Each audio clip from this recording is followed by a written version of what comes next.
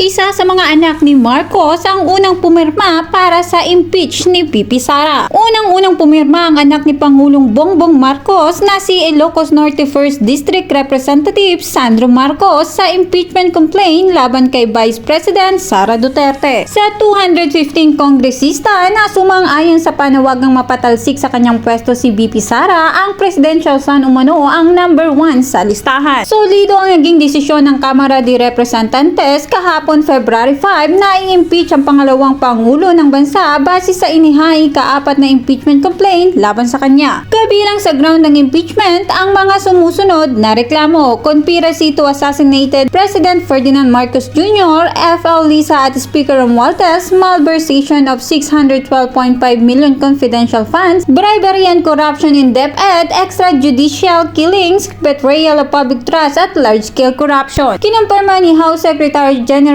Reginald Velasco na nakakuha ng higit sa sapat na bilang ng mga signature ang impeachment complaint upang maihain ito sa tanggapan ng Senado. Sabi naman ni Speaker Ferdinand Romualdez, there is a motion to direct the Secretary General to immediately endorse to the Senate the impeachment complaint, having been filed by more than 1/3 of the membership of the House or a total of members. Ayon sa report, ang ikaapat na impeachment complaint laban kay VP Sara ay bukod pa sa tatlong naunang reklamo pero hindi na diringgin ng mga ito dahil nahigitan nga ito ng fourth complaint na napinirmahan ng 215 mambabatas. At dahil 102 boto lamang ang kailangan sa Kamara para mapabilis ang proseso ng impeachment ay hindi na ito daraan sa deliberasyon ng House Committee on Justice. Idediretso na ito sa Senado na siyang magsasagawa ng pagdinig kung may sapat na ebidensya para mapatalsik sa pwesto si VP Sara. Siguradong malaking gulo sakali mang mapatalsik si VP Sara. Yan ang abangan natin mga kachika hanggang sa susunod. Huwag kalimutan mag-subscribe hanggang sa muli.